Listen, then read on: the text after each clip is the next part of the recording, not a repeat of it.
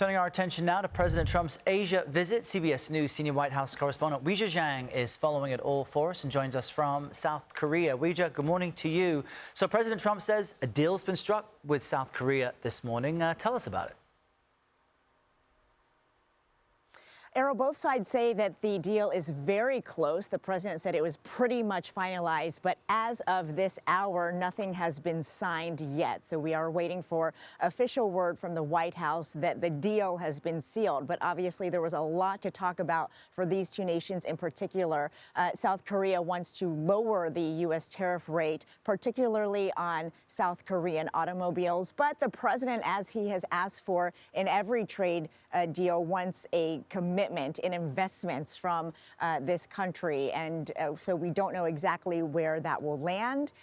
But he did say that they were pretty much there, Errol, which is a big development because initially administration officials were expressing some skepticism that this one would be one of the agreements that he could take home. And Weijia, what about the prospects of a deal with China? Of course, anything between these two nations, the world's largest economies, would be significant. Yeah. What's the expectation? Well, both sides there have also been expressing optimism, Errol, after breakthrough conversations over the weekend. We heard from members of the president's trade team that said they were essentially there, that they had a framework. And the president has been very optimistic, too, every time he's talked about his highly anticipated meeting with Chinese President Xi Jinping, which is set to take place sometime tomorrow morning. Now, there is a lot at stake for that agreement, Errol. China wants fentanyl-related U.S. tariffs to come down, in addition to avoiding an additional 100% tariff on all Chinese imports.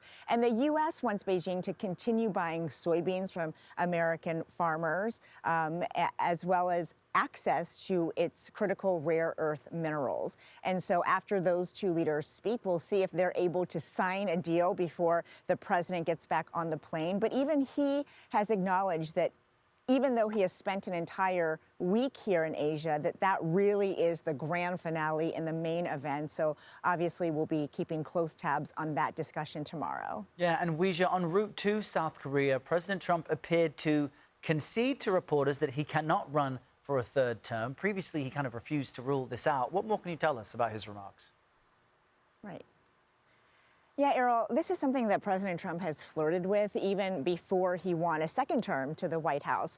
And the reason we're talking about it now, the reason why reporters are asking about it again, is not because the president brought it up, but because one of his former key advisors and strategists, Steve Bannon, who is very pro-Trump winning a third term, Steve Bannon recently gave an interview to The Economist, during which he claimed there was a plan in place for the president to run and to win a third term at the White House, and saying that people should just become used to that because it's happening. But as you mentioned, Errol, the president said something very different when he was asked about it. Take a listen. It's a very interesting thing. I have the best numbers for any president in many years, any president.